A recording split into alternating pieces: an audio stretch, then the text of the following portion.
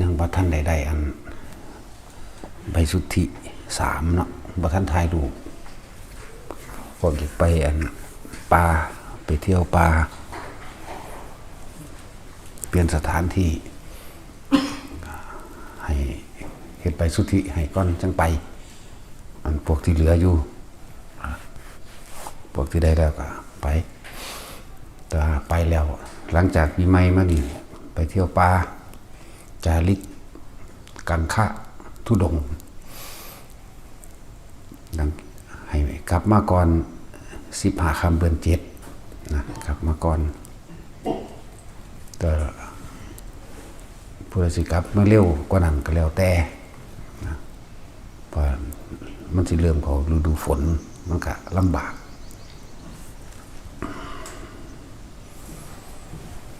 สำหรับผู้ที่อยากบวชก็เดินทางมาฝึกหัดขานค่ำขออุปสมบทฝึกหัดขานเราก็อยู่ไปเรื่อยๆนั่นแหละสักก่อนบ่แม่นมาฮอดปึ๊บฟ้าวสิบวชเอาเดี๋ยวนี้เขาเพิ่นก็เบิ่งอยู่หั่นเลยบางคนเดินทางมาฮอดแล้วนี่จุดประสงค์ว่าสิบวชแล้วก็มานอนถ้าบวชอยู่หั่นแหละฮอดบ่เฮ็ดอีหยังซอยหมู่บ่ได้บวชเด้ถ้าเป็นแนวนั้นแม่นบวชเข้ามาแล้วก็แบบนั้นแหละแบบนอนอยู่หั่นแหละเล่นอยู่หั่นแหละบ่ได้คิดว่าสิสร้างกิจกรรมอีหยังหรือสิสละตัวเองสละแรงคือบ่เฮ็ดการเฮ็ดงานอีหยังนอนถ้าบวชบางคนก็เฮ้ยกลับไปมันบวชมาแล้วก็แบบนั้นแหละบ่เฮ็ดหยังบ่อ่านบ่ศึกษาพระวินัยบ่ศึกษาพระธรรมเวลาทำกิจกรรมรวมคือทำวัดจังซี่ทำวัดเช้าทำวัดแรงก็บ่จักมาแต่ก็เป็นค้านอืดๆนั่นๆนี่ๆโอ้อะไป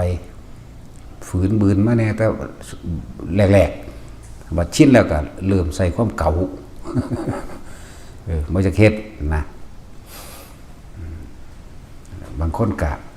มาบวชแล้วก็ฟ้าวไปอยู่หม่องใหม่นั่นแหละบ่ได้ฟังความเพิ่นจักเม็ดความคำสอนนี่บ่แม่นอันโดยเฉพาะเพิ่นตั้งเอาเองเด้พูนพระวินัยพระพุทธเจ้าเพิ่นเด้พวกอนุบัญญัติบทเขาแล้วให้อยู่เอานิสัยซะก่อนคำว่านิสัยฝึกหัดขอวัดปฏิบัตินั่นแหละซะก่อน5 ปี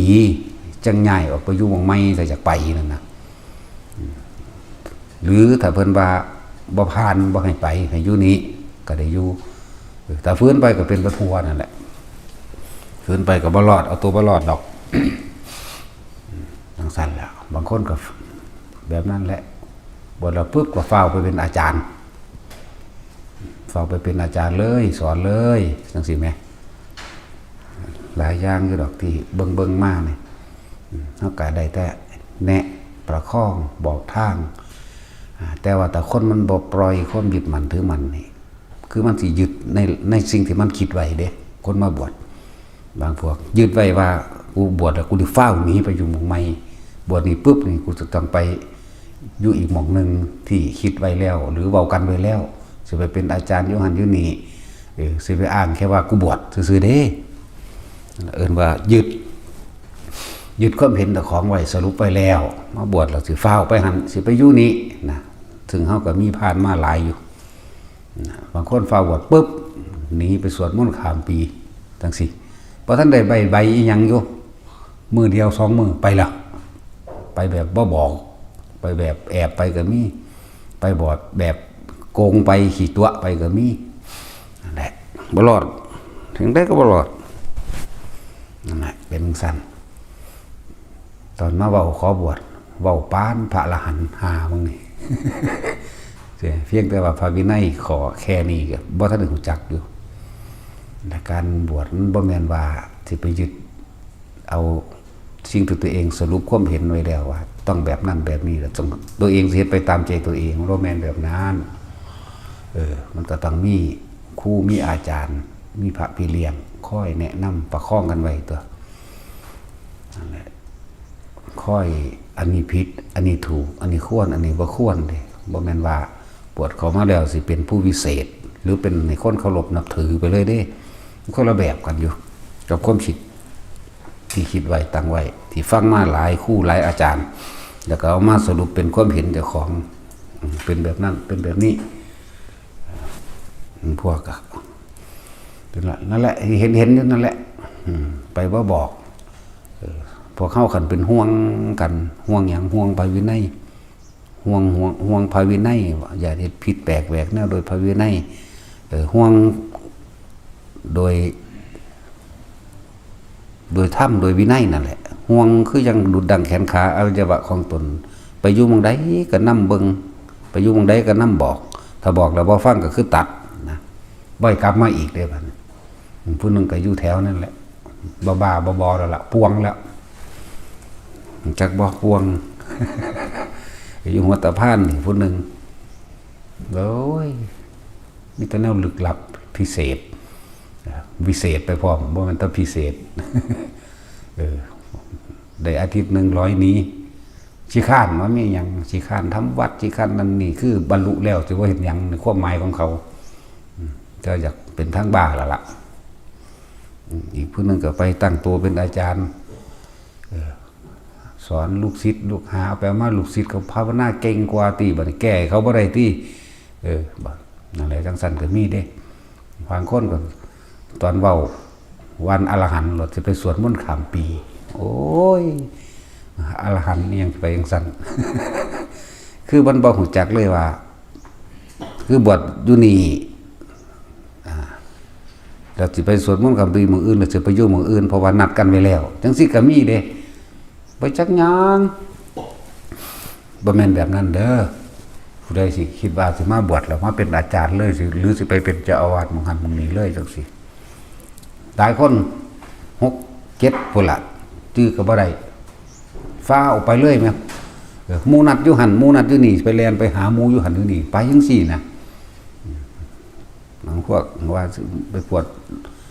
มนต์ข้ามปีอยู่ประเทศลาวว่าซั่นเท่าเดือนนี้บ่ทันมาอยู่ ก็บ่ต้องมาดอกเพราะว่าถ้าแบบนี้แล้วเฮาก็บ่เอาถือว่าบ่เป็นบ่อยู่ในความรับผิดชอบของอันสถานธรรมเฮาแล้วนะหลายแบบเลือกให้มันคักๆซะก่อนเด้อผู้ใดสิเลือกครูเลือกอาจารย์บ่เคยเลือกลูกศิษย์ลูกศิษย์นี่เลือกคือต้องยอมรับให้เพิ่นด่าเด้ยอมรับยอมให้สอนยอมให้บอกถ้าบ่ยอมก็จะมาตัวบ่แม่นแค่ว่ามาแอบแค่ว่าบ่มีหม่องบวชหรือ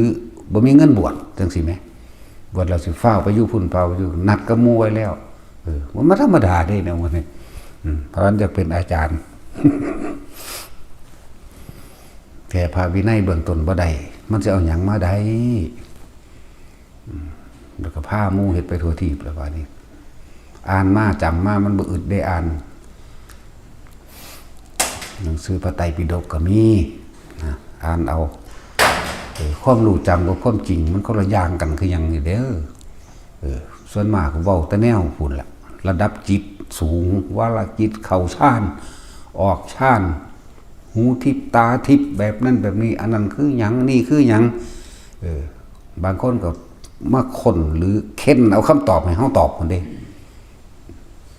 เบื้องต้นก็ยังว่านได้อยู่มันจังได้สิไปได้ระว่างสี่สุดมันได้เนาะนั่นแหละตัวเองบ่ทันมีประสบการณ์อีหยังจังว่าพวกสิมาบวชต้องยอมให้เพิ่นคือยอมให้เพิ่นสอนบ่แม่นมาสอนเพิ่นนั่นแหละต้องยอมรับนะเลือกดีๆเด้อเลือกบ่ถูกใจมันสิเสียใจมื้อภายหลังโอ้ยผิดหวังไว้กูละบาดนี่สอนบ่ตรงสเปคกูสอนบ่ตรงตัวเองยึดเข้าใจว่าล่ะบอกบ่ตรงที่แต่ของยึดมันเลยผิดเข้าใจว่านั่นแหละเขาว่ายึดมั่นถือมั่นยึดความเห็นเจ้าของเป็นใหญ่เด้อนั่นน่ะตามความพอใจของเจ้าของเองบ างคนก็ถามเพื่อสิให้เฮาตอบว่ามันตรงกับครูบาอาจารย์องค์นั้นองค์นี้หรือตรงกับหนังสือบ่ตรงกับหลักการบ่ตรงกับที่ตัวเองมีคำตอบไว้แล้วนั่นแหละจึงบอกว่าโอ้ยฟังเบิ่งกวนอรหันต์ก็มึงสิถามเฮ็ดหยังแต่มึงรู้อยู่แล้วเนาะหลายอย่างอยู่สำหรับนั่นก็คือมาศึกษาเบิ่งก่อนตัวมาซ่อมเพิ่นเบิ่งก่อนตัวอยู่แม่นจักเดือนพุ่นซะก่อนตัวไว้บางคน6 เดือนพุ่นเด้ออยู่เบิ่งบ่เข้าท่าเว้ยก็ไปตัวจังบ่เสียเวลานั่นบ่ล่ะโอ้ยอาจารย์บ่แม่นดอกเสียเวลากูเบิดหามึงนี่ก็อยู่เบิ่งตอนบ่ทันบวชนี่แหละเฮาก็สิเบิ่งมันคือกันแล้วมันเฮ็ดหยังบ่ขึ้นมาทำวัดบ่ท่องบทนั้นนี่หรือศึกษาบ่หรือถ้าเฮ็ดเวียกเฮ็ดงานซอยหมู่แน่เลยเว้ยเนาะเฮ็ดอิหยังเขาพาเฮ็ดหยังก็เฮ็ดไปก็แก๊กๆไปนั่นแหละเฮาก็เบิ่งไปหั่นแหละบางคนบ่เฮ็ดหยังเลยถ้าเอาแตะบวชอย่างเดียวแค่2 อาทิตย์ก็ทนบ่ได้ก็หนีไปล่ะแม่นมึงบวชเข้ามามึงก็บ่เฮ็ดหยังคือเก่าแล้วมึงก็ไปขี้ข้านนอนเว้นคือเก่าล่ะมากินข้าวแล้วเก็บเอาของหนีแอบหลีไปกินอยู่กุดคือเก่าแบบนั้นเลยนั่นแหละสำหรับผู้ที่เดินทางมาบวชก็เดินทางมาก็มาอยู่ซะก่อนจะว่าครบหมายถึงพระพี่เลี้ยงเพิ่นสอบเพิ่นทวนให้เพิ่นซ่อมให้จังซี่ถ้าเพิ่นว่าผ่านก็ผ่านแต่เพิ่นว่าบ่ผ่านก็บ่ผ่านอีกจังนึงก็หมู่พวกที่อยู่ร่วมกันแต่เพิ่นว่าบ่เป็นตาดอกหมอนี่บ่เฮ็ดหยังสิคุยโว้โอ้อวดแต่กับหมู่บ่มาเฮ็ดเวียกนำหมู่บ่ออกไปจกบาทบ่มาทำวัดจังซี่นั่นแหละก็ว่าให้กลับคืนเมื่อบ้านก็มีหลายคนอยู่เด้อบ่เป็นตาดอกเมื่อซะไปเอาค่ารถให้พร้อมแบบนี้เด้อบ่แม่นที่ตั้งใจไว้ว่ายึดไว้หรือว่าสรุปความคิดเจ้าของไว้ว่าบวชแล้วกูจะเฝ้าไปอยู่พุ่นกูจะไปเป็นนี่กูจะเฮ็ดแบบนั้นกูจะเฮ็ดแบบนี้หยุดว่างไว้ซะก่อนอันนั้นมันยึดมาตะบ่ทันบวชนะตั้งแต่บ่ทันบวชมันก็หลงมาบ่แห้งแล้วบัดนี้ก็ยังมายึดบัดสิบ่บวชก็มายึดอีกก็มันหลงที่ตัวเองยึดว่าถูกอีกนะจังว่ามันเอาเบื้องต้นมันได้สักก้อนเถอะอีหยังก็ดี พวกอันที่ไปไกลก็มันก็บ่มีเวลาคือว่ามันก็ลืมไปนำเนาะบาสิเฮ็ดใบสุทธิให้ก็ขาดอยู่3 องค์เขาก็ยากยังแต่เฮ็ดรูปติดบัตรนั่นแหละบางคนก็บ่ทันให้ซ้ำเด้เบิ่งซะก่อน บ่แม่นว่าสิมีหม้องเดียวนี่แหละที่ให้ได้ง่ายๆอยู่เพราะบางที่เก็บไข้ได้ป่วยก็ต้องใส่อันนี้เข้าโรงพยาบาลมันจังบ่ยากน้ำแล่นไปเส้นปุ่นแล่นไปเส้นพี่เก็บไข้ได้ป่วยเข้าโรงพยาบาลหรือเดินทางไปปุ่นไปพี่มันก็มีตัวรับรองให้คือใบสุทธินะเฮาเนี่ยเบิ่งเอาใจใส่คือหยังแต่ว่าเขาบ่เคยเอาใจใส่ในพระวินัยในกฎในระเบียบบ่แม่นหลวงพ่อตั้งเองเด้พระพุทธเจ้าคุณเด้ทำและวินัยนั่นแหละจะเป็นศาสดาเฮาก็เอานั่นถึงเด้มาบอกให้บางคนไปข้างขึ้นบางอื่นฮะก็บวชแต่2-3 มื้อหรือ2-3 อาทิตย์จังซี่เอาบาตรไปนำเด้อสังฆาไปนำเด้อแม่นบ่ว่ามันคิดเอาเองติว่าซั่นโอ้ยโคตรแม่มึงนี่คิดเอาเองหาแม่มึงบ่กูสิคิดเอาเองเป็นติเฮ็ดนำพระวินัยตัวอย่าขาดผ้าคล้องอย่าขาดผ้า3 ผืนอย่าขาดสังฆาอย่าขาดจีวรสบงกับบาตรแน่ถ้าขาดแล้วมันต้องมาอธิษฐานใหม่ต้องมาเริ่มใหม่อีกนะไปบางใหม่ไปอยู่บางใดก็สร้างแม่นปีนึงก็ได้เอาไปนำเด้บ่แม่นหาก็บวชได้2 อาทิตย์ 3 อาทิตย์เด้แล้วถึง5 ปีพุ่นยังคล้องอยู่พอสำนั้นเสื้อสิปล่อยไรพ้นพรรษาที่5ไปพุ่นเด้จังห่างกันได้นั่นแหละบาทเพิ่นก็เอาไว้ใกล้ๆมือเฮานั่นแหละ ผ้าเพิ่นก็เอาไว้ใกล้ๆที่เฮามือเอื้อมถึงนั่นแหละบ่ว่าสบงบ่ว่าจีวรบ่ว่าบาทนะนี่ผ้า3พื้นอันนี้บ่ค่อยได้เว้าปานใดเรื่องนี้เพราะว่าหยังเพราะว่าแจกหนังสืออริยวินัยให้อยู่นี่ก็ฟังกันไปหยังอริยะข้อวัดปฏิบัติของผู้พระอริยะหรืออริยวินัย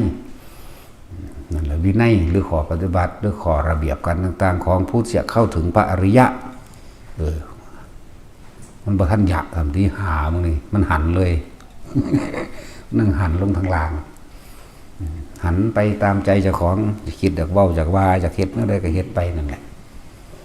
อ่านเบิ่งจากรอบนึงก็ยังดีจงบ่ได้สงสัยแสดงอาบัติกับพันได้เป็นปฏิสังขโยพินาอาหารเครื่องนุ่งห่มกุฏิยังกับบ่ทันได้เป็นอยากไปเหรอนะสวดคำทองคาอันนั้นอันนี้อยากไปล่ะบ่ทันได้จักหยังได้จังว่าเพิ่นเป็นหยังคือเพิ่นให้อยู่จัก5 ปีส่วนมากมันมาแบบนั้นแหละมามีแต่แบบคิดเอาไว้ตั้งเอาไว้ว่าสิเฮ็ดแบบนี้แบบนี้เฮ็ดไปตามที่คิดไว้ยึดไว้บ่ได้ฟังได้บาดว่าตัดสินใจดีเด้อผู้ใดสิมาบวชก็ดีต้องยอมคือต้องฟังพวกเพิ่นในจังหวะให้ทุกคนเลือกดีๆเลือกอาจารย์เลือกสถานที่เลือกดีๆจังบ่เสียเวลาอันมีค่าของพวกเจ้าเนาะเพราะว่าเฮามันเฮ็ดบ่มีค่าอยู่แล้วเฮานั่นพอละ